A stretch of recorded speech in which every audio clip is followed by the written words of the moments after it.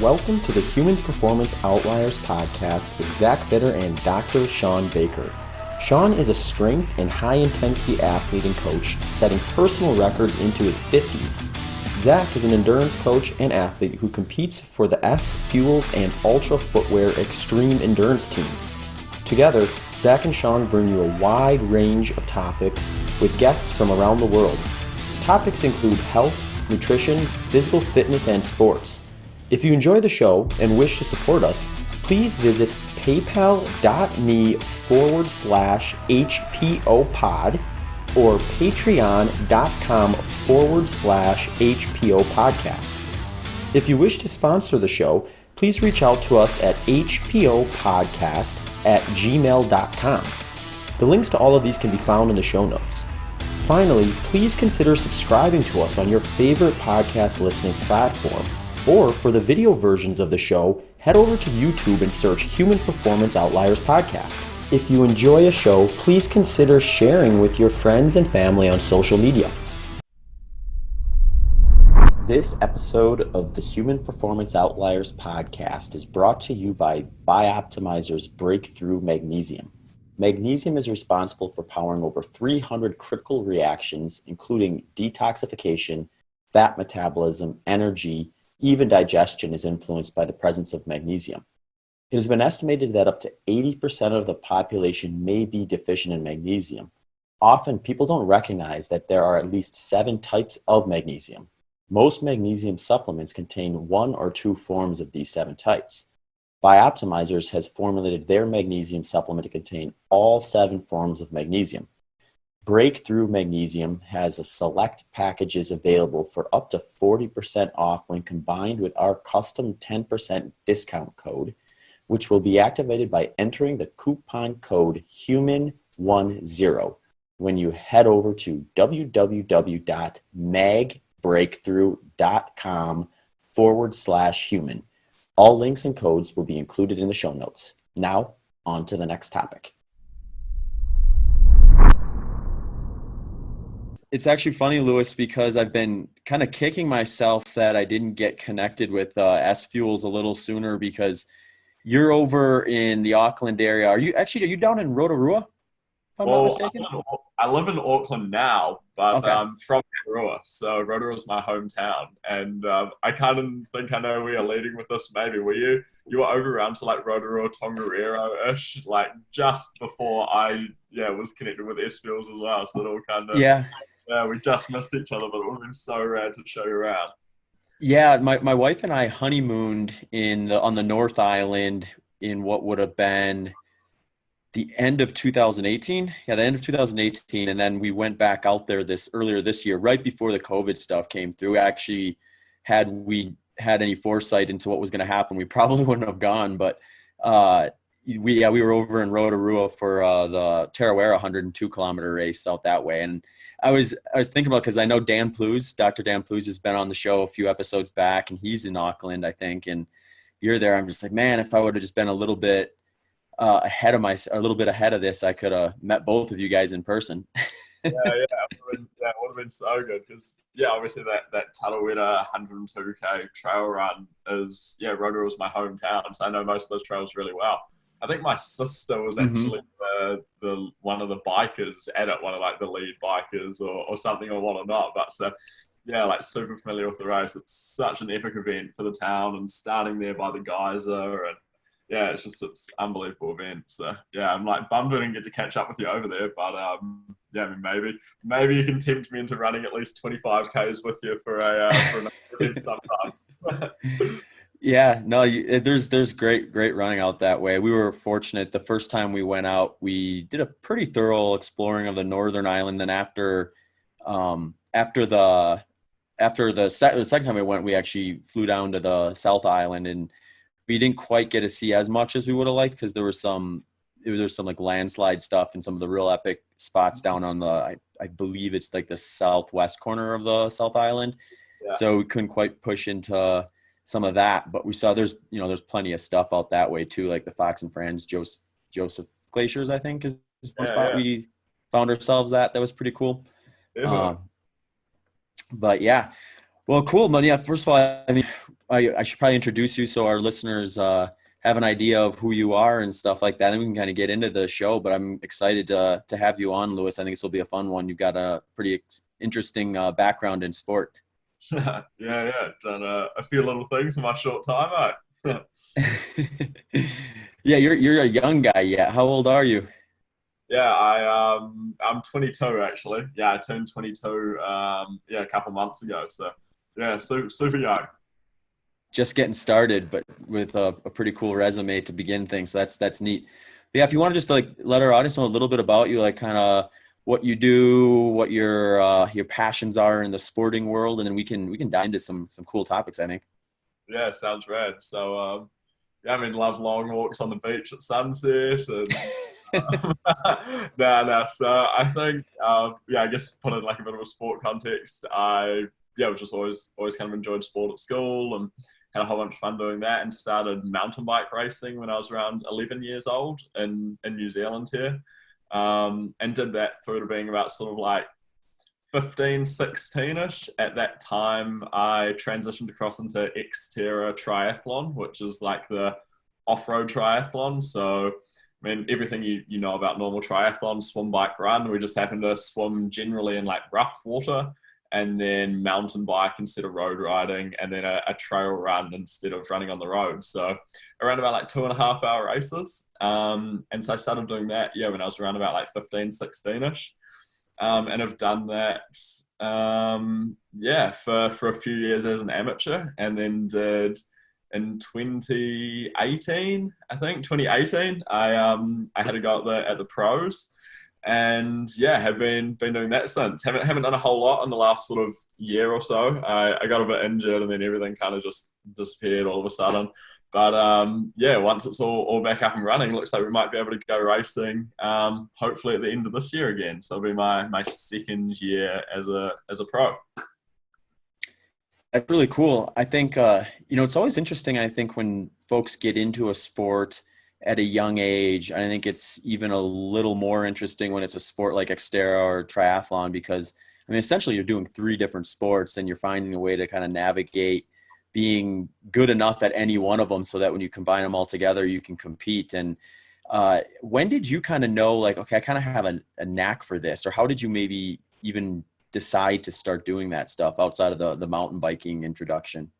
Yeah, I definitely didn't have a knack for it. I'd say that for free. No, honestly. So it was a bit of a funny story. My dad had always done just like the local Xterra in Rotorua, which is on the World Tour. Like it's one of the bigger Xterras around the world. So I kind of always just grew up going out and watching that. And Dad always did them at like a like a participation level. You know, always trained for it and got ready, but wasn't like elite or anything, but just always really enjoyed doing it. But still naturally you kind of grow up and you watch like the really fast guys and you kind of dream of maybe doing that one day. And then, one year Dad and I decided that we would kind of, do it together, the individual race. So we, I literally borrowed a surfing wetsuit off some friends. And we did like 4 open water swims before the event. And that's basically the extent of my swimming, other than swimming lessons as a kid to sort of learn not to drown, really. And we kind of gave it a crack, and I was terrible at swimming. I must have been somewhere near the back. In fact, I definitely was. But at that time, I was still mountain bike racing, so I managed to have a good bike. And then I think I walked most of the run, but fortunately, there weren't too many people in the 15 to 19-year-old age group, and somehow managed to qualify to go over to the World Champs, which was in Maui, Hawaii. So just because it's in Maui, we kind of thought, hey, that'd be an awesome family holiday, and we'll go have a crack at it. And by this point in time, I decided I should probably learn how to swim a little bit more, and jumped in with one of the local swim squads in Rotorua, and I was honestly terrible. I got in there with the coach and I swam, I think it was like 2 minutes for 100 meters was my PB, which is, like you would think you could probably just grab quite a few people off the street who could just jump in and do that. So I definitely wasn't much of a swimmer at all. But yeah, and I honestly, I think I swam 30 minutes for the 1.5 Ks in Maui, but again, had a good bike and actually a pretty good run there. I used to do a little bit of cross country running growing up. So every now and then the run clicks, and quite often, more often than not, it doesn't. But So yeah, I managed to get third there in my first year at the World Champs, and I think I was at the time was like the youngest competitor to have done it. There's been people since who have been younger, but it was really cool being like the youngest person. You know, you get to go up on the stage at the big sort of dinners, and yeah, I got third. So just kind of from there, thought like, hey, I might as well have a proper crack at it. So I kind of slowly phased out of mountain bike racing and slowly picked up some more swimming and running for, I guess, 3 years that I continued as an age grouper and just kind of worked my way up through the ranks there until I won a few overall age group races and would have done all right in the pros. So we kind of thought like, hey, I mean, why not have a crack with the pros? That's kind of the dream. So yeah, that's how that all sort of happened. Yeah, I definitely want to dive into kind of the different disciplines and how you kind of attack that sort of stuff during this interview. But I want to talk to you a little bit about just like the mindset of becoming a professional at such a young age. Because I just, maybe kind of think about it too, as we were scheduling this, was my wife and I, we listened to this, they have these like ESPN 30 for 30 shows that I don't know if you guys get that stuff over in New Zealand, but they'll do these like mini documentaries about specific sports. And they did one on gymnastics. And I was just like, when they're just telling the story, you get these like 14-year-old girls who are like competing in front of the entire world at the Olympics. And it's just like, I just put myself in their position. It's like, I can't even imagine what I would have done and some of the stupid stuff I probably would have said if I had the world looking at me at age 14, 18 and that sort of stuff. And obviously the Olympics is one thing, but like, going pro in any sport, I think at a young age when you're just barely an adult, it has to be kind of a unique mindset. Can you kind of talk to us a little bit about kind of what's going through your head during that? Is it something that you just kind of expected a little bit, or is there like a little bit of ignorance is bliss type of a mindset with that? How do you kind of navigate that at such a young age? Yeah, I think it's actually a really interesting one to bring up because for myself, like firstly, I was very fortunate with the guidance as well that I received. Not necessarily, that I realized it was. I didn't necessarily realize at the time that how well everyone was kind of helping you and guiding you, but I had a really good network of people around me, from coaches with Professor Paul Larson. So you might have heard of him as sort of like Plus and Prof. So he's the prof part of the Plus Prof, and he's an amazing guy. And so he helped me for and still will when racing starts up again. Amazing physiologist. But he gave me a lot of guidance that I think was particularly really important through that sort of 16, 17, 18 years old period when I was starting to take sport seriously. And during that period of time, I would head over to the States for as long as I could get on my visa, and I would get over there and come home one day before my visa expired, sort of thing, and go over and train and race. But again, always surrounded by really good people who are just a really grounding influence as well, I think, because quite often when you're young, I think, and particularly in like a social media day and age as well, it's really hard to, it's not the Olympics, it's not gymnastics. You don't have hundreds of millions of eyes on you, but the people that do have their eyes on you, because it is a small world, like stuff passes around really quickly. So yeah, like I always had to try and make sure that you're kind of, social media, I think, is probably the hardest part of it, trying to have like a personal life and a professional life at a young age as well, when you're sort of thinking to yourself like, oh, whatever, I'm just a kid. And most of the time people will be like, oh, they're just a kid, like they're going to say, some dumb stuff every now and then or do some dumb thing, but they're just a kid, mixed with also like a little bit of pressure that you probably put on yourself, but also from, whether it's sponsors or family or friends, to not sort of make those mistakes that normal kids would try and normally get away with as such. So yeah, I think also I never really struggled with it too much. I think I just had a really good network of people around me, and then went through the right steps. Like from being about 16, 17 years old, I would meditate multiple times a day, a couple times a day, really learned the importance of sleep. I think like as a young athlete, what really gets people is they just get really tired and grumpy, and like when everyone gets grumpy when they're tired, like I say all the time, particularly like swim squad, because they're, these kids are training, sometimes 3 to 4 hours a day, going to school during the day, eating just whatever their parents are eating. There's no real like diet involved. There's no thought about like recovery or meditation. And so I think that's what sort of tripped up most young athletes. And for me, I was really fortunate, and also really driven in the fact that I followed a pretty strict low carb, high fat diet, and so that obviously helped with my recovery. I tried to sleep or at least nap once or twice during the day after sessions. Meditated multiple times a day, and just tried to kind of keep everything in perspective of being really fortunate to be able to do what you do, but also try to understand that, hey, you're a kid as well, and sometimes shit's not always going to work out. So you just kind of have to take a step back and be like, can't put too much pressure on yourself.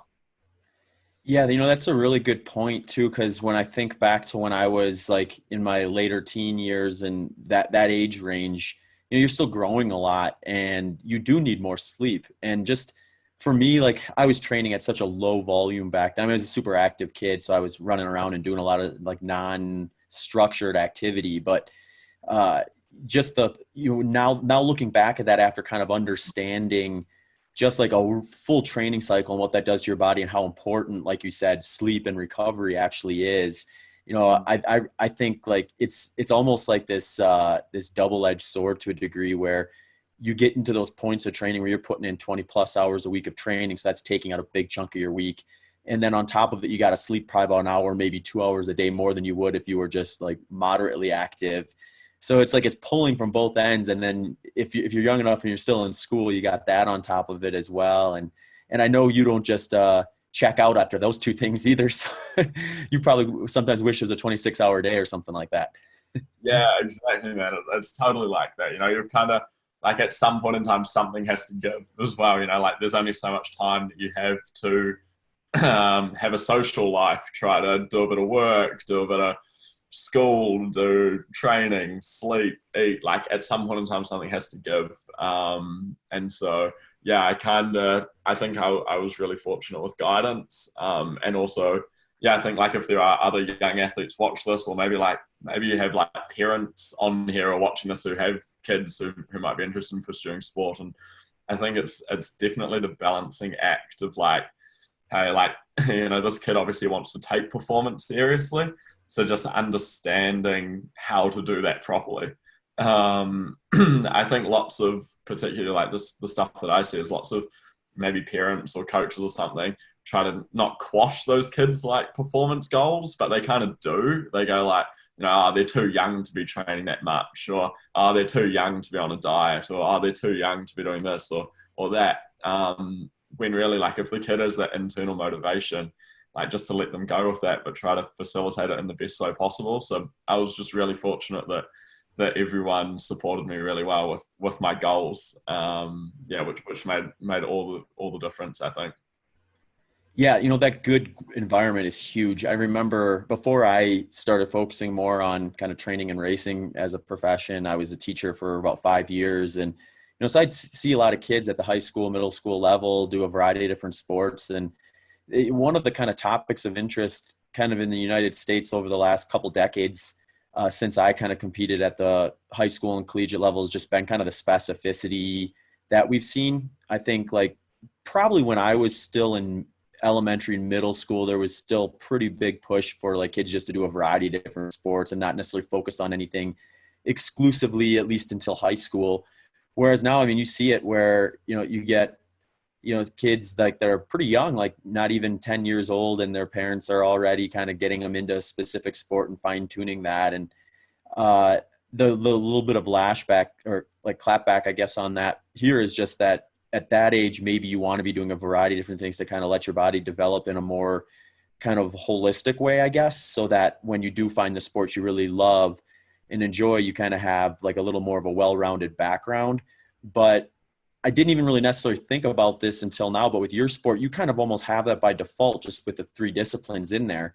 Like even if you take it really seriously, you're still doing such a variety of different things. You're you know, if you're worried about the impact of running, you maybe spend a little more time on the mountain bike or swim and reduce the impact even more. And or if you're not really feeling a specific discipline for a while as a kid, you still have that flexibility. Like, well, you're probably going to want to do one of the three. So that is kind of interesting. But I do like what you said about too, just like kind of having a parents that are going to support what you want to do. Cause I think some kids just want to be doing something and, you know, they're going to focus in on it. They're going to have that drive. I mean, my wife's like that. She, you know, when she gets her mindset on something, it's like, you know, she's going to do it and she's going to do it with, you know, 110% effort. So you just kind of got to get out of her way and let her attack whatever it is she's going to get after. And you know, kids are like that too. Sometimes I think as a parent, it seems like if you can just kind of stand back and support what they need, but not necessarily like try to steer them too harshly, it's probably the direction to go if I had to guess. Yeah, for sure. And it definitely doesn't also necessarily need to be parents as well. I think like the impacts that say like schools, you know, like schools and club coaches and friends have on young athletes' mindset, it probably has. Oh, sorry, man. You know, sore throat all of a sudden. No worries. That's no good, mate. I got 3 of these stacked up, bro. So if I get a sore throat now, I'm close. But yeah, I think the mind. I think it's the communal group of like.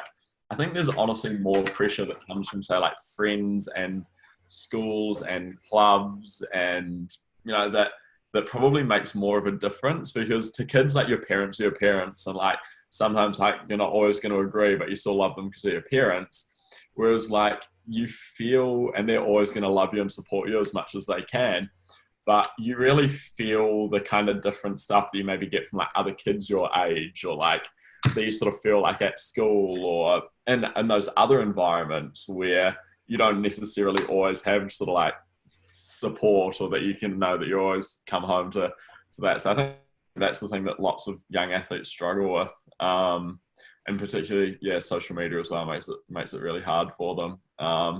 Because there's a real pressure nowadays to have like a normal life. Like it was always my thing growing up was that people would give you a lot of shit for say like not going to parties or like not, you know, like your world is so different to like worrying about, you know, like who's the hottest girl at school kind of thing. Like that's not the world that you kind of live in. You love sport. But then all the other kids don't really understand that. And I think that's probably more where the pressure comes from because you're naturally not spending much time in those sort of social circles. Like, you know, I think now all my friends are probably from racing. You know, I'd say like the youngest like friends that I have that I spend time with nowadays, probably like late 20s, man. Like it's just maybe even like early mid 30s. So it's just like it's completely different kind of mindset. So I think just like as a young athlete, just understanding that like it's not going to be the same as everyone else. So don't try to like compare what you're doing to your friends. I know like I kind of see that a little bit in my younger sister as well. Like she's an exceptionally talented athlete. And I think maybe also for a girl, it's a bit harder, but you know, like there's definitely those sort of like societal pressures that that aren't necessarily conducive to athletic success. That it's kind of that's the hard part to navigate. I think like the actual mindset of like performing in the sport, like if you're a driven kid and you've got like good support and you know what you want, then like you're going to figure out the mindset as you go, you know, like try to spend a bit of time being present and like learning, like developing maybe like some mindfulness and meditation, you know, try to be like, think about, I used to do this thing where I had this diary and I'd write down at the end of every day 3 things that I did well and 3 things that I could improve. And then when I woke up every morning, I'd write like my 3 intents for the day. And like you can do little things like that make a huge difference. But like at the end of the day, it's just understanding that, hey, like you're young, try to take all the pressure out of everything and just enjoy it. And that'll make the biggest difference more than anything. Yeah, no, that makes a lot of sense. And I think it's props to you. I think like by the time I got around to journaling in any capacity, I was probably 10 years older than you are now. So it's cool that you're able to pick up those skills because those are things I think that sometimes you kind of, you almost learn as you kind of grow or as you mature. So for yourself getting into the sport with that kind of structure early on, you probably just speed that you accelerate that process a little bit when you're kind of navigating that. One thing I wanted to ask around that too was, when I think of just the way I kind of like evolved into a runner, I had a lot of supports there that kind of got me to where I did, that I always wonder if that particular one wasn't there, who knows if I would have even been doing this. I might be doing something completely different today. And one of them was like my collegiate cross country and track experience. I was by no means a rock star, but I learned so much during that process. And I think it kind of closed the gap from being like a very young adult to still a young adult. But I learned enough during that to find out that I actually really did like running, and that even if it was just going to be a hobby, I wanted to keep doing it. But turning pro at 18, you kind of, at least in a lot of the sports here in the US, you kind of skip a step a little bit, where a lot of times here, you do your high school competitions and things like that. And then if you're really good, you'll get a scholarship to compete at the collegiate level or university. And then you're going to spend probably 4 or 5 years doing that. And then you'll go pro if you're kind of at that next tier after that. And, by then you're 23, 24 years old. So like, I think you've kind of got a little bit more of an opportunity to kind of find your way. Is that an opportunity in XTERRA at all? Is there like collegiate or university level programs that you could do, or is it something that you kind of have to clubs and really kind of seek and kind of continue down that path? It's very much an individual sport. You're not going to find any collegiate programs based around like XTERRA. You obviously might for road triathlon, or you might for cycling or swimming or running. And that's kind of where most people come into the sport. I'd say that the biggest intake in the sport would be in that sort of late 20s, early 30s. Maybe like mid 20s would be sort of when most of the professionals got into the sport, but it would typically be coming from other backgrounds where they might have had those sort of like bigger support networks, whether that's sort of like collegiates or clubs.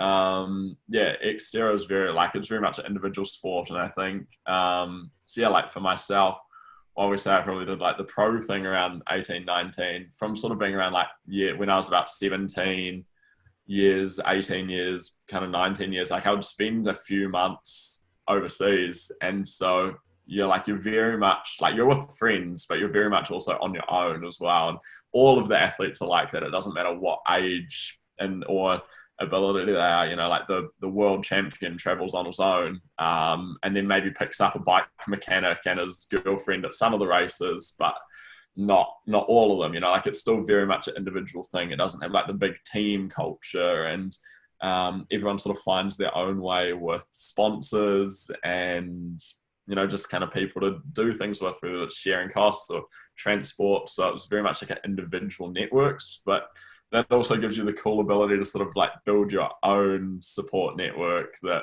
kind of happens just based on like, there's a lot of good people out there who want to help. And then I think also if you can just try to be a bit of a nice person, because I think lots of athletes and young athletes as well kind of take themselves out of the perspective of just being a person, and that they put a lot of pressure on their sport or a lot of other things. You can just be like, hey, I'm still a person. Like if we're heading to this race, and if I feel like having ice cream today, I'm still going to have the ice cream today, and just kind of build like a fun network around you, because it is so individual that you can't put, like, you've already got the pressure of being on your own. You can't start building those other pressures on top of yourself that maybe might exist in those sort of larger team cultures.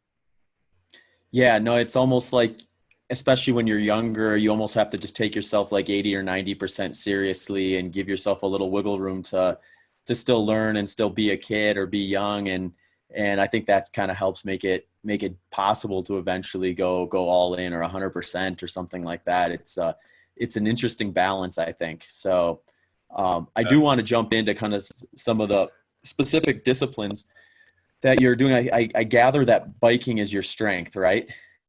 Yeah, well, it's my background. Mountain biking. It definitely was my strength for a long time, and like would be if I focused more time on it. At the moment, it's the discipline that I focus like the least amount of time and effort onto, because it is my more natural discipline. So I spend, like way more of my time and energy trying to progress my running. But yeah, biking is the thing that comes naturally best to me. Mm-hmm. Yeah, and that's kind of where that's the angle I wanted to dive into a little bit there is when you're dealing with these three disciplines. I think almost although you can correct me if I'm wrong, maybe there's kind of a standard athlete that typically speaking, if you're a strong biker, you're going to be much more inclined to be on the top of a podium versus being a strong swimmer and having the bike be your weakness. But my thought would be like you kind of have this, it becomes kind of a chess match at the competition level where if you know swimming's your weakness and someone that you're going to possibly finish within a few minutes of has swimming as their strength, you kind of have to just let them go a bit in the beginning and say, okay, I'm going to catch them on the bike or I'm going to catch them on the run and just kind of execute your own race versus trying to maybe run or bike or swim someone else's race. How much strategy do you place into that where you're leaning on your strengths versus just trying to stay afloat on the weaknesses? Yeah, it's actually really interesting, and I think it's also very much dependent on the other athletes that are there and the different courses. So for myself, swimming was always my weakest point, so I've spent the most time doing that to the point where now it's probably one of my stronger parts of the race. So but if I know that there's like exceptional swimmers there, or some guys who aren't such great swimmers, it's quite weird way to approach a race, especially starting a race for the swim where you're so like call it blissfully unaware, but it's more of a panic unaware of where everyone is. You have absolutely no idea if there's guys in front of you. You have absolutely no idea who it is. Sometimes you maybe do. You have no idea how far in front they are. Same with like the guys behind you. So you've got absolutely like no kind of lay of the land in terms of like a tactic. So for myself, and I think everyone would if they could, the tactic is always just to try and swim as close to the front as possible. I mean, obviously you want to try and like conserve as much energy expenditure as you can, but you're not going to lose the race if you come out at the front of the swim, and you can very much lose the race by coming out of the swim too far behind. So I always try to swim as best as possible. Sometimes that means coming out at the front. Sometimes that means some guys just blow you out of the water for any given reason. But I always try to swim as best as possible. And then understand that there are going to be guys who aren't great swimmers that will come through on the bike. They're just, amazing cyclists. Maybe they spend more time training on the bike or that's their tactic. So understanding that it's okay to get past sometimes on the bike because typically the guys who are the exceptional cyclists, they might fall apart on the run. Or they can put a good run together, so you're just hoping that hey, you got far enough ahead in the swim. In XTERRA, I think the race is still very much decided on the bike. It's the longest time of any of the sports. You swim for, the elites will come out 18, 19 minutes in the swim. And the run will be somewhere in the, high 30s to 45 minutes. But the bike will make up about an hour to an hour 20. So it's the biggest chunk of time. So it's definitely where I think the race gets mostly decided in terms of where you're going to finish in the race. So like the top 5 guys off the bike will most likely be the top 5 guys at the finish, but the run will decide that order. So, typically it sort of goes like that. So it's just, yeah, you definitely have to run your own race, but also understand that like the dynamic of the groups plays a huge part in it. I mean, sometimes the race results would be different if it was a straight out time trial as in the group. There's a lot of racecraft in the sport that you have to sort of understand. So yeah, by all means, you are essentially running your own race. But you have to be really aware of who's strong, where and there so that you can maximize that for your own benefit. Yeah, it's interesting. I think, I was reading an article about you, I believe it was from maybe 2017 or 18. I think they were asking you a bit about training, and you had mentioned that you do a lot of kind of volume, obviously, but you also do a lot of high intensity type workouts. Is that kind of standard protocol for XTERRA, or is that something that you do because this is going to be an event where you might be sitting and waiting and then punching an attack or something like that at a certain point, so you're going to be kind of going back and forth between kind of high-end endurance to maybe even like a high-intensity interval just to make a move or to respond to a move? Yeah, well, yeah, a bit of both really. Well, I mean, my coach kind of literally wrote the book on high intensity interval training, so high intensity interval training has always been a big part of my program, in different ways as well. I think also he had a really good understanding of me being a young athlete as well, and sometimes that volume was hard to come by. You know, for myself, I would start falling apart if I did consistent blocks anything longer than 22 hours a week, just my body being young and at the time. So high intensity was always a big part of that, to try and bring some greater, stress load up. So yeah, typically most of my swims, I always swim in a squad, which would be 4 sessions a week, and that's always going to have a good mix of intensity, because naturally you've got some squad swimmers who are sprinters, some who are distance athletes. So you're going to have a good mix naturally at swimming between like volume and intensity, which is really important. We were really fortunate in the squad that I swim with to have some great sprinters and distance athletes. So you could kind of, learn some good sprinting techniques and skills, which was particularly helpful at the start of races or when you had to respond to different speed. But I guess when you break it down into the bike and run, where you've got so structured high intensity interval training, the run, I wouldn't necessarily say there are periods where of sort of like high attack and slow down. Like it's not a very cat and mouse thing. Like honestly, everyone's just got to the point where like, right, mate, I'm just running as fast as I can to the finish line sort of thing.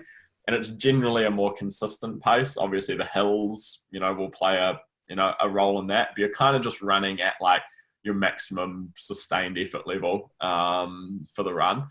But the bike, there's definitely periods of higher versus low intensity.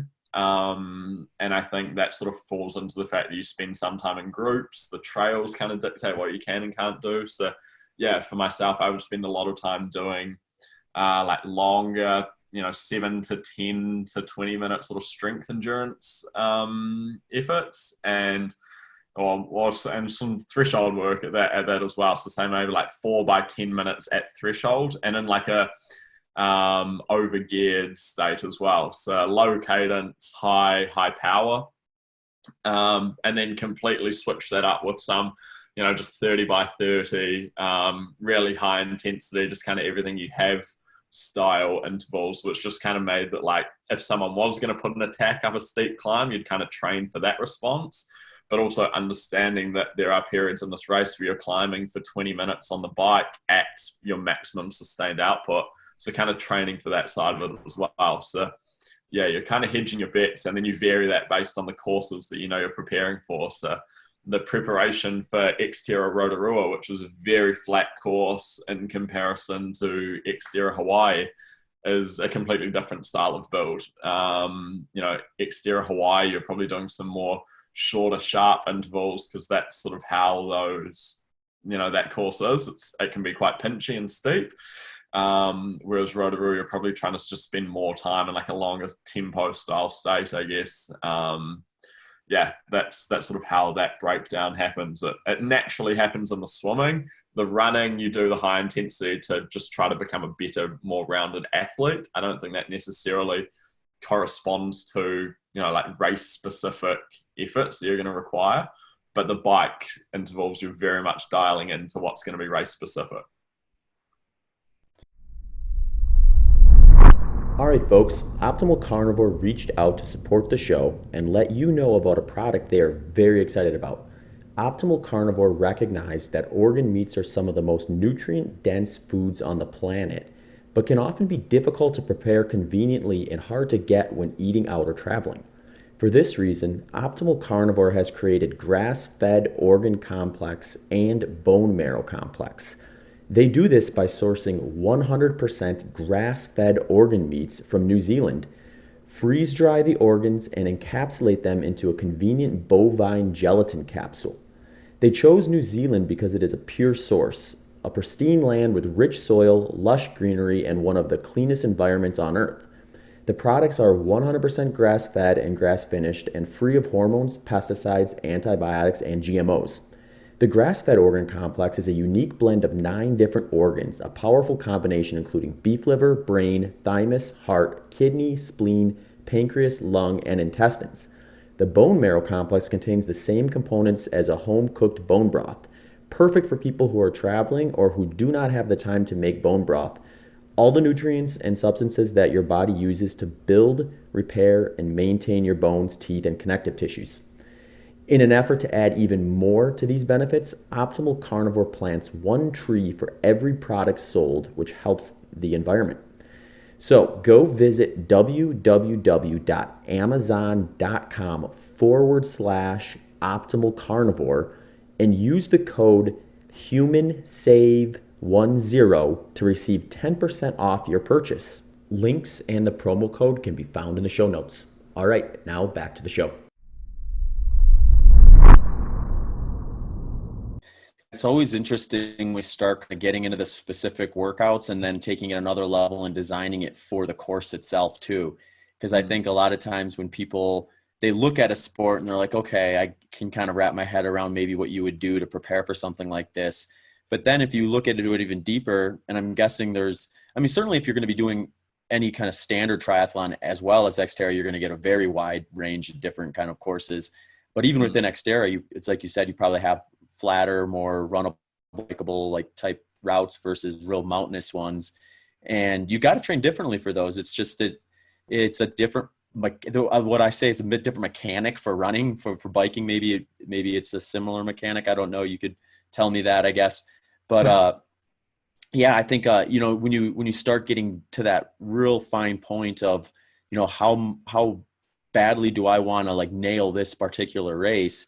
And if you really want to nail it, you almost got to try to train for the course too, not just the intensity.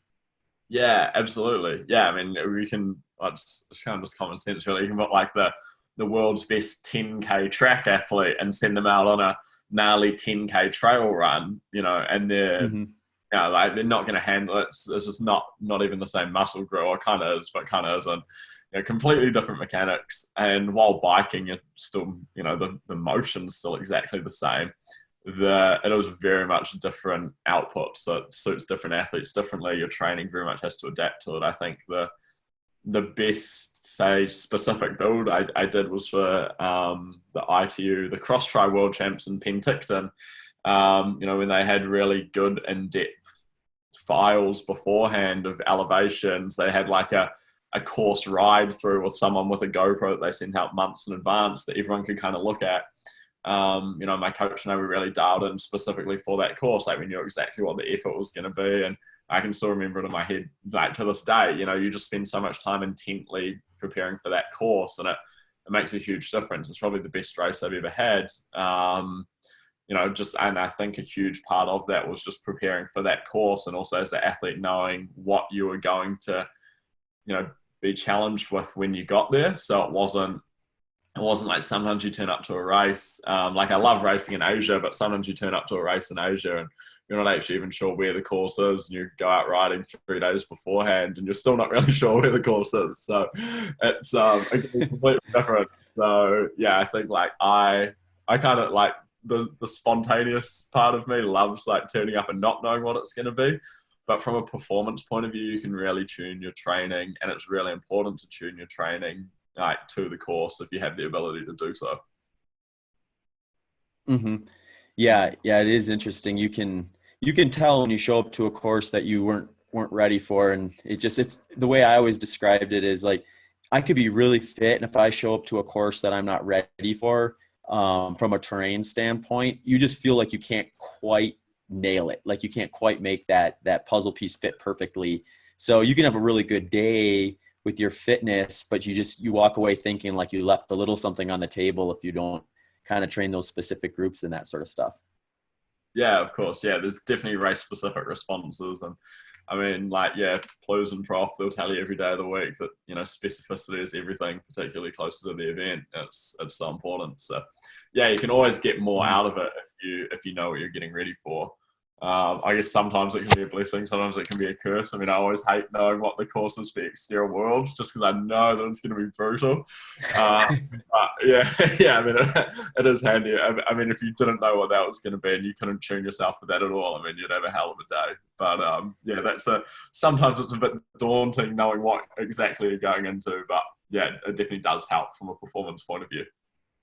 Yeah, yeah. And you mentioned earlier on in the interview that you do some like meditation or visualization type stuff, and I wanted to ask you about that because I think one of the things that I've learned that I feel has made a big difference more recently. I've been doing ultra marathons for almost 10 years, or actually almost exactly 10 years now. So like I always love when I'll have like a race or a year where I feel like, wow, I just learned something that I would have never expected would be this useful. And then you implement, you just kind of feel like you added another tool to the toolbox. And one of those things for me in the last couple of years was just rather than going out and doing like a race specific workout and have it just like, okay, I got to get this workout done and really hone in on the physiological aspect of it.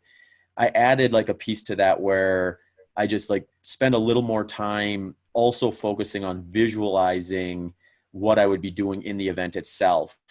And I think that works really well for 100-mile foot races because you're not going to run 100 miles on any one shot in training. So you show up to a race, and when you get to mile 70, you've got 30 miles that you haven't experienced since the last time you did a 100-miler, and that might have been a half a year plus ago. So Yeah. for me, like I would do these like 30-ish mile long runs on the weekends, but instead of just going on and doing the long run, I would just envision what it was like to be at mile 70 at the start of that run. And I would just picture myself getting to 75, 80, 85, and so on. Do Yeah. you do a lot of that when you're preparing for a championship course like that, where you're out there on your workout and you're thinking, okay, I'm at, 10K into the bike. This is what I got to do, kind of a mindset? Yeah, absolutely. Yeah. So particularly as I get closer to races that like I'm really intently driven on performing well at, I'll spend a lot of time like in the lead up to, at home, obviously like, trying to visualize that as much as possible, and whether that's writing about it or just thinking about it. But then also, yeah, when I'm actually out on the workout, I'm gonna sound so weird here. There's gonna be people who are gonna be like, man, this kid's off his nut. But I quite often get to like different interval sessions, and I will kind of race myself, but as if I was like another person. And like sometimes I even get super carried away in it where I can't even like look over my shoulder a little bit. And I really just try to put myself in the position of there being someone else there. Particularly for the really high intensity intervals, like, if I'm trying to increase my pace based on like what the actual session should be, I more just try to pretend like that's one of my rivals who's had a surge of pace, and I need to respond to that. So yeah, it's taking yourself out of the numbers so much. Like obviously, that's a really important thing to do, but putting yourself more into the performance part of it. In terms of like trying to just imagine there being people around you. I always like to try to do a mountain bike race, not that long, maybe like 2 or 3 weeks before like an important race. Obviously, like I love mountain biking, but it puts you back, and there's not that many XTERRAs that you can get ready for. Like it's a hard thing to do if you're going to try and be fit all year round to race all of the tours. Like you're just not naturally going to be able to perform at your best for all of them. So if I'm getting ready for a race that I've decided like, hey, this is a race that we really want to try and work towards, then I'll try and find like a smaller race or a mountain bike race, 2 to 3 weeks before that. And, at that point in time, that's when you're really kind of visualizing yourself I'm starting to visualize myself racing the XTERRA in the mountain bike race. So kind of pretending that the other guys in the mountain bike race are other rivals in the XTERRA and sort of going like that. And I think that really just helps me to get into that sort of mindset of understanding that like, hey, this is going to hurt. There are going to be other people here who are going to like dictate some of that hurt. Which is something that you don't get used to when you're just training on your own by the numbers. You know that like, I know that this power is going to hurt, or like, I know that this heart rate's going to hurt, but you kind of take the whole human interference out of it. So I really try to put myself back into the human interference as much as possible before races. I'll kind of 3 weeks before a race as well, I stop training with headphones. I think that's like, for me, like when you train with headphones and you can't hear yourself breathe, it's a really weird thing to take your headphones out and then do a high intensity session and realize you can hear yourself breathing. Like to me, that's just like that. But it sounds weird, but it's something that like I don't perform well when I can hear myself breathe if I haven't, sort of got used to it again. You know, kind of like, man, I'm breathing real heavy. I must be cooked. When you just, in reality, you just haven't heard it because you've had your headphones in for ages. So I always try to just like get back to that, and I'll start like for our sport, we shave our legs. So I'll kind of like shave my legs more often. Like we do it for the swim, mate. It's not just like, there's a little bit of science to it. But so I'll start shaving my legs as I get closer. I'll start maybe doing some sessions without socks. I'll start like just doing little different things that all go into the race to try to make it more specific. And you're just, as you're sort of adding one of those new kind of race stresses, you're kind of visualizing how that goes. And that's, if it comes down to putting on your wetsuit before a race, like for me, that's the weirdest part of the event, is getting ready when you're putting on your wetsuit. So if I'm doing my open water swims, getting closer to an event, I really try to put myself in the mindset, and I'll start thinking about like, what are my race goals? Because that's what I'll be doing on the race day. So yeah, just kind of each time you add a new race day stress, try to put yourself in that situation. And then I try to pull myself out of it pretty quickly as well on the other end, because it's so mentally draining getting ready for a big race. There's so much to think about. If you're thinking about it all the time, I think it can get really draining. So I'll put myself in that situation, you know, and just be really intense, like intently driven and just like totally present in that different stress and situation. And then I'll pull myself out of it as soon as I can as well, so that I kind of get back to being like a more relaxed state of flow. And that really helps.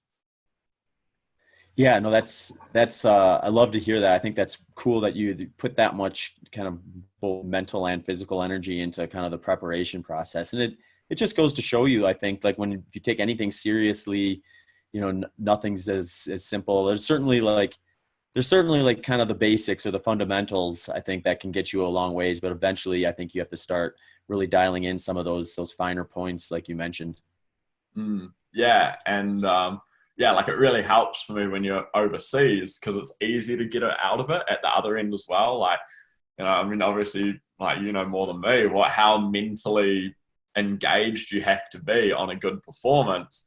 But like, it's really important to try to step out of that as much as well, so that when you're spending that time being, you know, like really present in what your performance is going to be, you've got more energy to put towards that. But also understanding that like, you're not going to perform well at the race if you're not healthy, and to be healthy, you need to be able to step away from that. So like, for myself, I find it like much easier to do overseas than I do in New Zealand. Like, I think I've been sick the last 4 years in a row at XTERRA World Tour, which is my home race.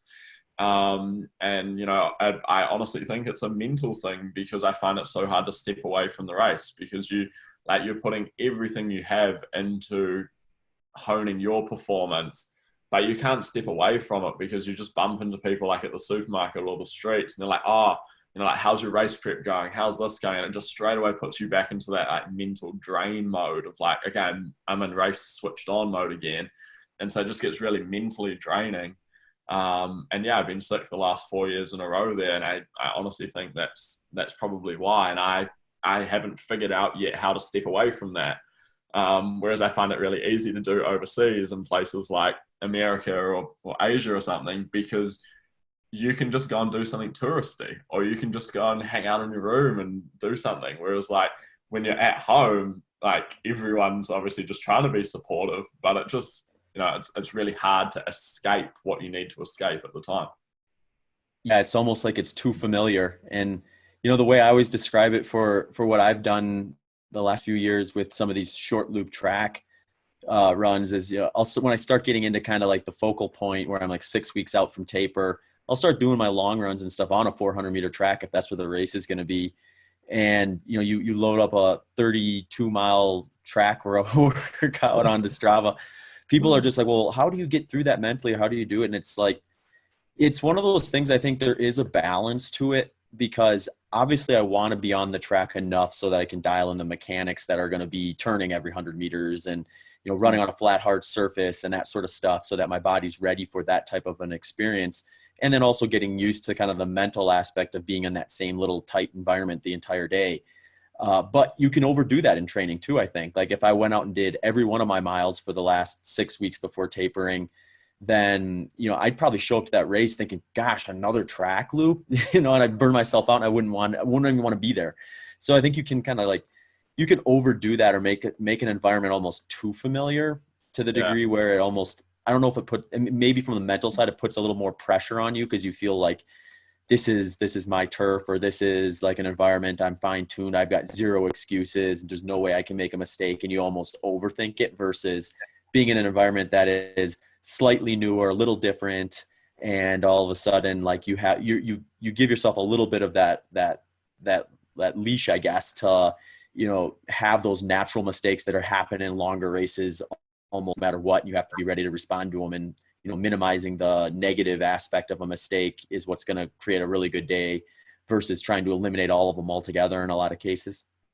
Yeah, totally. Yeah, yeah. When you're at home, like when I race in Rotorua, a mistake frustrates me way more than if I make a mistake somewhere else. You just, and that's it's part of, I don't know, maybe it's a young thing or what or not, but yeah, it's definitely something that I need to figure out, you know, like in myself, how to kind of handle having the familiar aspects around. Like, I have no idea how you manage to run that like 100-mile treadmill in your house because like for me, in the lead up to that, I would walk past that room every time and then put myself in the situation of like, oh, okay, like, what am I doing to get ready for this?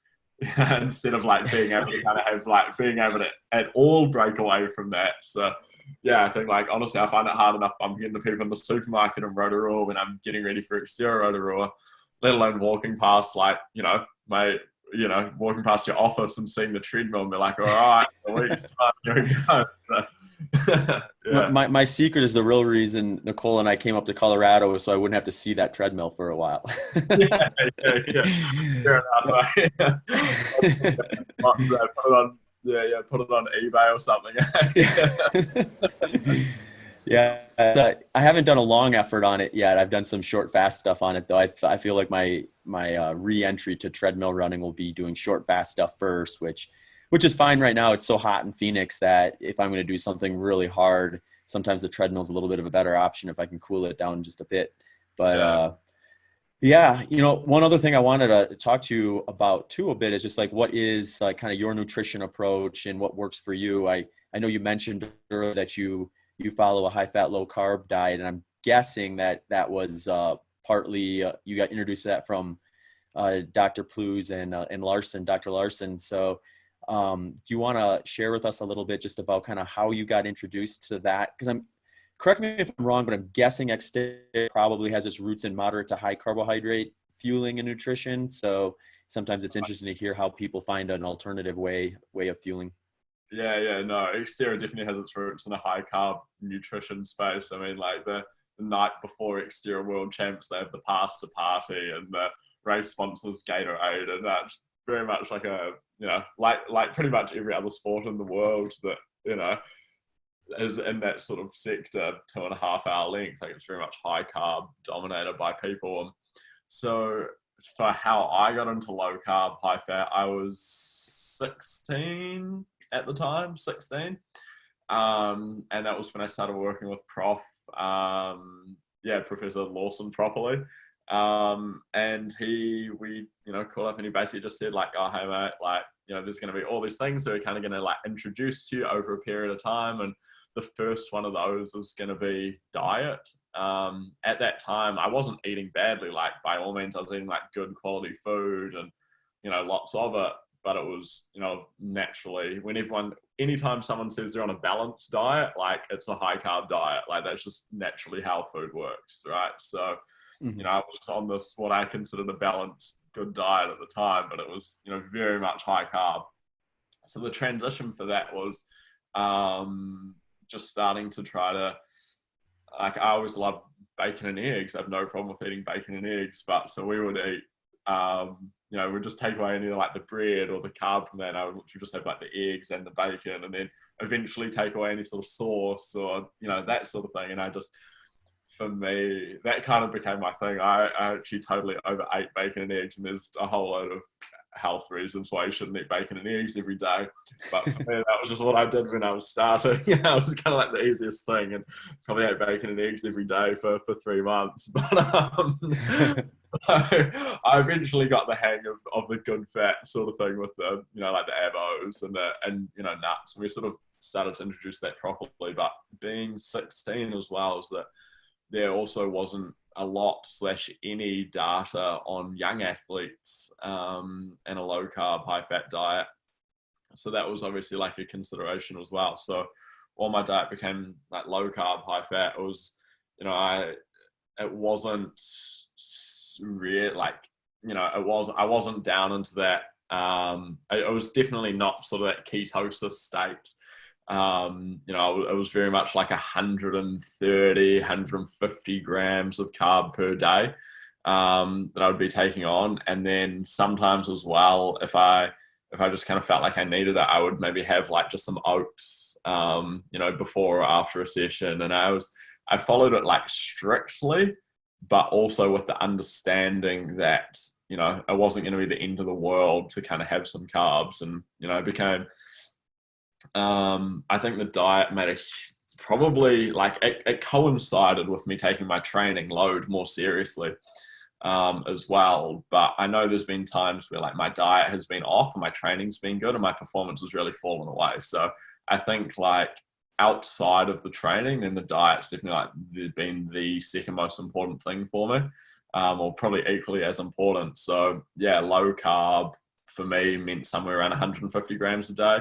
But it also then became more of like a periodized carb approach, because my sport is 2.5 hours long and there's some periods of exceptionally high intensity intervals.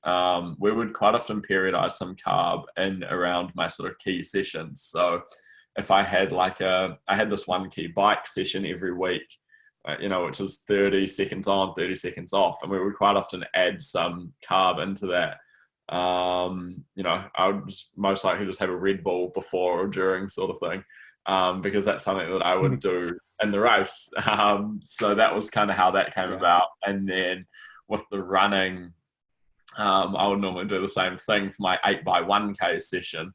So it became sort of like a low carb, but then periodized as well around, like I didn't only live on Red Bull when I had carb. I was sometimes a little bit more neutral, so just like some oats or whatever I kind of felt like at the time that sort of went with that. But yeah, understanding that low carb as a young athlete actually really, really helped me.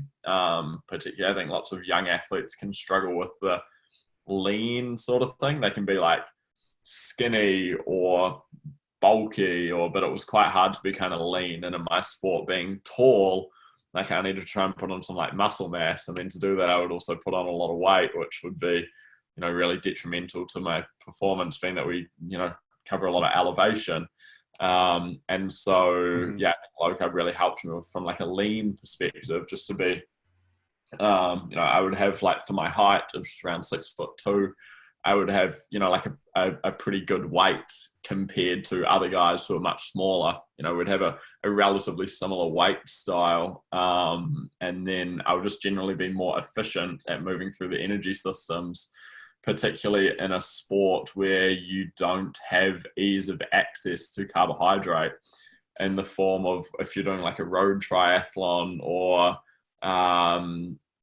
other sports where you can kind of take a drink anytime you want, or you can eat anytime you want. You don't have that luxury in XTERRA. There's probably like 3-4 places on the bike course that it's like physically possible to take on board nutrition, where it's not like too technical. So I think that was really helpful for me as well, understanding that, like, hey, like I'm starting this race, doing the swim fasted, essentially. I'd have a small breakfast maybe, but you do the swim and you're like, okay, I'm not fighting to try to like get a gel down or like get some carb into me in the first part of the race. Whereas you see these guys who are in these, like they're really fun to get, like, make sure they've got like the timing of these carbs perfectly, because they're just burning through it, and it's just not possible in XTERRA. So for me, I didn't have to have like some guys have stopwatches on their bikes, basically it goes like, it beeps every 15 minutes and they have to try and take a gel. And you hear them beep and we're on like this downhill in the middle of nowhere, and you talk to them after the race and the race hadn't gone to, like, I messed up my nutrition timing really bad today. And I don't know if that's actually really a thing, but you can tell they were definitely burning through the endogenous carb store way faster than I was. So like my timing became less important, which was a huge advantage in XTERRA. So if I could take on board like a little bit to hold those endogenous reserves, that was a big advantage when it really needed to be. So I think low carb helped me a lot. And I absolutely, like, there hasn't been a whole lot of racing going on recently, and I've kind of just been mucking around with like a few other things. Still obviously trying to live relatively low carb, but not in like a serious way that you do when you're training for a race. But somewhere, when I know I've got a race coming up and I'm getting ready for it, then it'll be somewhere around like 130 to 100, 130, 150 grams a day, and a little bit periodized around those key sessions. Mm-hmm.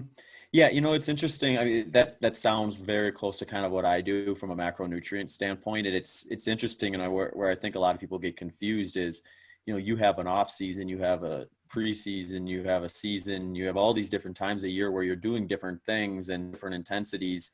And sometimes those intensities flex up, sometimes they don't. And it's like what your body's going to require to execute those workouts are going to maybe be very different from one day to the next. So finding that timing, I think, is the hardest part for people. But once they do, it's like super liberating, because you look at carbohydrates as a tool, but a tool that you don't need to have as your foundation. And that's great. That's what I love about it. It's like I can get all the benefits from carbohydrate that I would have before when I was just churning through high amounts of them at basically any intensity. To the point where now I can still get that pop from them, but I don't have to be doing like 2-3 times as many as I would have in the past. And I think that's interesting. And it's also, I did an interview with Dr. Jeff Volek years ago on a podcast called Endurance Plan. We did like a 3-part series where we were just kind of talking a little bit about kind of what I did, and Dr. Volek was kind of pitching in some of the science behind it and what he thought about what he'd seen in the research lab and all that stuff. And his message was, 150 grams of carbohydrate for someone like you doing 20 to 25 hours of work per week, like hard physical work per week, is like, that's probably fairly close to someone having 50 to 70 grams of carbohydrate a day that are going to the gym 3 days a week. And then, working a typical 9-to-5 job or something like that. So there is like this context piece to that puzzle that I think trips a lot of people up sometimes. So, just like race course specificity is king, context is king when it comes to your nutrition as well. Yeah, absolutely. Oh man, like, in that sort of last 6 weeks before an event, it probably spends time being more like 2 to sometimes even 250 grams a day on like if I've got like 2 high intensity sessions or something, and I've got kind of like a little bit periodized for both of those sessions, then I think like, I'm not sure how you sit on like the actual counting perspective, but for me, I never actually count what I'm taking in beyond, like, I did a little bit at the start. But then once you kind of just learn what food groups and what works for you, you don't need to count. So, like, for myself anyway, I definitely don't, count sort of so religiously anymore. It's sort of more just like, I know that, like, if I eat this is a good thing to be eating. And then, you kind of add in a little bit more of what you need based on the sort of work output you're putting out and what you're sort of, trying to train specifically. Mm-hmm. Yeah, I think it's interesting because, like, when you get into that world where you're in that peak training phase and you are flexing your carbs up a little bit higher than what you would be doing in the off season, you kind of end up in this position where it's almost like reverse of what like someone's going to kind of typically do, where, the average person is probably not giving a whole lot of thought to macronutrients, and they're probably eating like, 60% carb, 20% fat, 20% protein, somewhere around there. And, they think they just do that intuitively. They don't think too much about it. Yeah. And they look at what you're doing or what I'm doing, and they think, man, that must be so tedious looking at that. It's like, no, you do it for like a few weeks and you find what foods you like within those categories. It kind of just falls into place, and you just kind of do it, and it takes a little learning at first. Like you said, you do those block workouts, back-to-back hard days, or if you have a big training week. And the way I like to describe it is if I stayed like classic keto or even like zero carb during a big training week, what would likely happen is I would have this kind of like downward staircase kind of scenario with my muscle glycogen levels, to the point where I might feel great for like 3 or 4 days, but then all of a sudden I might tank out. And but just putting in the right amount at the right times around the right workouts, is you can kind of bypass that, and you kind of try to get the best of both worlds, I guess, is maybe the way to say it. Yeah, absolutely. Yeah, like I'll sort of do 4 or 5 hour long rides fasted in those periods, and so you've kind of, for us, that's kind of like the longest we'll do in ours, in our sport. It's only 2.5 hour long race. So, for me to do 4 or 5 hours long ride fasted, and then, it doesn't really matter that you're adding in some carb, whether that's like a Red Bull. I love Red Bull for like a high intensity session, or if it's like just maybe bring in some like S fuels, like some Race Plus, like earlier than say what would be like recommended, but you're just periodizing that based on like what your diet is. So yeah, you obviously like there's a learning process, and like kind of learning that like based on the different, sort of effects I'm trying to have, like what am I going to do for that? And once you've learned it once, and maybe every now and then you kind of check in on it, it's not super tedious. It's actually really, really achievable and super easy. I think I actually probably think less about diet when I'm, when I know that I'm on my low carb thing, because it's not necessarily like how much food. Like Paul would always tell me, Prof would be like, hey mate, like you don't ever want to be hungry. So, like if that means like having some more eggs or having some more this or that, like just grabbing another handful of nuts or something.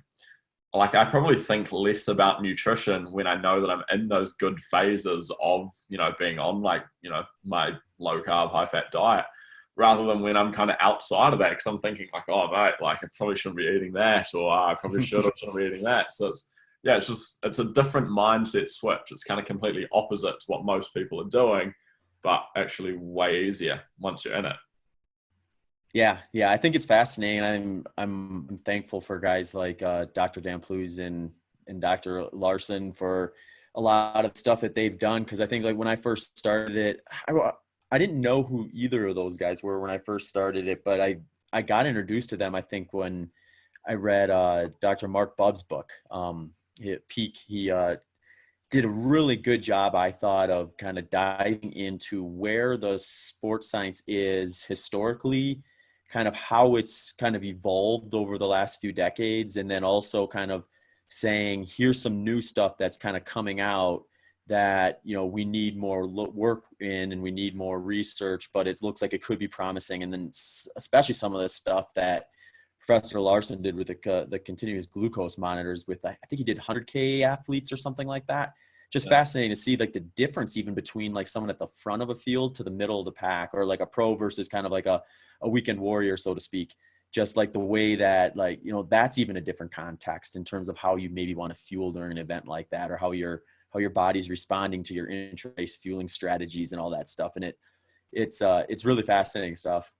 Yeah, it is. It's so interesting. And like, yeah, I've obviously been super fortunate, because in the time that I have taken sports seriously, from being 16 years old through now, like, I've had the guidance of Prof, Paul Larson, or as people probably know him in books, like, I just call him Prof, but Professor Paul Larson. Yeah, and then obviously Plews as well. So, I've been really fortunate to have their guidance from the very start. So I kind of haven't had to like learn anything wrong and then unlearn it and then learn something different. And then also I think what you really learn with those kind of guys who I consider like world-class leaders of their field globally, you really notice that they're very fluid, and they're like, there's always new stuff happening, or there's always new stuff to try. Whereas I think there's some of those guys who maybe, I don't know if it's like rude to like tier people, but those kind of like second tier kind of physiologists and stuff who get really stuck in what they're doing. Like, I'm a nutritionist, or I'm a physiologist. Like, this is what you have to do. This is what you have to do. Like, I studied to do this and that, like they're kind of not really that progressive. Whereas I think with guys like Prof and Plews and, those sort of guys, they're just really progressive. And I think that's why they, stand out. And I've been super fortunate to work with them for as long as I've kind of known that low carb, high fat was even a thing. Yeah, no, it's interesting. I think when you win XTERRA World Championships, we'll have to have all three of you come on the podcast and just give us a big rundown of everything you guys did from training to nutrition, and share all Yeah. your secrets. Yeah, the first secret, it's probably not a great secret. The best race I've ever had was at the ITU Cross Tri World Champs in Penticton in Canada, and that was like a really good race for me. I think I won the overall amateurs by quite a long time, and then would have been like pretty competitive with the pros. But Prof was with me for that trip, and so he obviously we had everything like dialed, and we prepared specifically for that. But there was this damn ice cream shop, like honestly, right by where you started the swim, and we walked past it every single day, and they made these huge ice cream sundaes, and so like I kind of managed to get 10 minutes away from Prof the day before the race. We'd always joked before it, like, oh, okay, like after the race we'll get them, sort of thing, and it just became too much of a temptation for me. And honestly, the afternoon before the race, there I was, lining up, getting I should have taken a photo of it, the world's biggest chocolate ice cream sundae. And I look back and go like, oh man, like, sorry, I was totally an 18-year-old kid. Yeah. It's probably the worst thing I could have done, but I absolutely loved it as well. And it, fortunately, didn't have any bearing on the result. I think also a happy athlete's a fast athlete, and I was pretty happy. No doubt. Well, and I think you can do a lot of ice cream too. I think, especially the night before. I always find the night before a big effort, like I can get away with a decent amount of carbohydrate relative to what I normally do. Where I have to start being a little careful, I usually think, is when I wake up the morning of, where I don't necessarily want to have hardly any carbs before I get 30, or actually more like 45 to 60 minutes into the race. And then I can kind of start bringing those back a bit. But yeah, I mean, I think topping off your glycogen stores the day before, and then having an overnight fast and not having a carb heavy breakfast, you're going to be in a good position if you've been training on a high fat, low carb diet to really still, what I like to say is, like, we're looking to shift your fat oxidation rate enough, not necessarily as far as it could possibly get, because everything comes at a trade-off. And a 2.5-hour race is a high oxygen race. So like there's going to be some usage for a little bit of well-timed carbohydrate, I think, in an effort like that. Yeah, absolutely. Yeah. So like for myself, I'll have, you obviously have your diet leading in as low carb, high fat with a bit of periodized. And then, the night before I will typically have, introduce, quite a bit more carb and actually not really think about it, just kind of eat what I feel like eating. Obviously, I'm not going like eating pasta and this, that, and the other. It's probably more like kumaras, and then I might have like something for dessert just because I love dessert. Got a real sweet tooth. But then, like on the morning of, you're obviously, like, it would actually be quite interesting. Like, I would have a way better HRV response every morning that I woke up for a race. And I think that sort of just adding a little bit extra of that carbohydrate the night before obviously sort of helped that. And then, you're not taking any carbohydrate in that morning other than, whatever's kind of naturally occurring, like my breakfast. But definitely not consciously until, for me, it would be about half an hour into the race. And then considering I would have done about like a 15-20 minute warm up, which actually has some high intensity periods in it, that becomes like, pretty much 45 minutes of work time would be when I introduced my first sort of carbohydrate during the race period. Awesome. Yeah, no, it's always interesting to kind of hear the training process, the nutrition process, the mental process, which I think you've done a really good job of explaining kind of what you do with that. And that's always kind of cool to get into the psyche of someone like yourself who's competing at that type of a level at your discipline. But I don't want to take up too much more of your time, Lewis, but it was great to have you on here. If you want to share with our listeners where they can find you, if you're active on a website, social media, and that sort of stuff, feel free to do that. And I'll also put show notes so they can link to it easily. Oh, yeah, epic. No, I mean, if you want to follow along the adventure, you can jump on the gram. I'm on the gram, Lewis Ryan, or I mean, I got a website and stuff as well, but it's not anything super exciting happening at the moment. No real racing, but fingers crossed I'll kind of, I don't know, if you do watch this and bump into me somewhere, give me a rating out of 10. Hey, let me know how it went. It was actually it's my second or my third podcast appearance ever, so I'm pretty fresh in the game. So oh wow, I would have expected you've been on dozens at this point. You did an awesome job. I look forward to getting this one out to the listeners. And we'll have to have you back on after some racing or something like that. You can give us a kind of a blow-by-blow kind of experience of what it's like to do an XTERRA race when it's fresh in your mind. Yeah. Also, I can't forget to thank you for all the graphics you've made for the treadmill event. Folks, for those of you listening that tuned in for my treadmill event, they had way better production value than I would have ever been able to do by myself, thanks to a lot of people. But Lewis was one of the guys behind the scenes who was putting together a lot of the graphics that would pop up throughout the course of the day, basically fine-tuning a lot of that stuff. And some of that stuff was getting changed like pretty regularly, so it wasn't probably easy. I just remember we'd get like an email from one of the sponsors or from whoever saying, "Oh, can we change this or can we do just this?" I'm just thinking, oh man, Lewis is gonna have to like start his workday over again. Yeah, that was a funny one, because that was the time zone comparison to New Zealand is 2 a.m. that you started, I think, or like 2 a.m. or 3 a.m. But obviously I'd been up the whole day getting ready for it, and then I also wanted to make sure with Leighton, the owner of S Fuels, for everyone out there, Leighton, we were kind of just making sure that everything was going to happen as smoothly as possible leading into it. And then obviously had to stay up for the full 12 hours of the event, but we'd had a really big night before trying to change a whole bunch of last second graphics and this, that, and the other. So I think I ended up it was like 38 hours straight that I was awake for the treadmill attempt. So yeah, I think by part of it I was thinking, shit, I should have just done the 12 hours on the treadmill, at least got off at least you get to get off and have a sleep at the end of it. I was just gonna say, if one of our more detailed listeners jumps into your training wherever that's stored and sees a dip in performance in the middle of May, we'll know it was due to sleep deprivation, and they can blame me for that. Yeah, exactly. That wasn't a low carb diet. That was, I think that was 6 Red Bulls to get me through that step.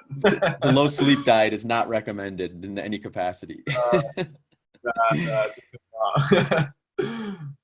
Awesome, Lewis. Well, thanks again for coming on, and I'll look forward to getting this one up, and I'll let you know when it goes live.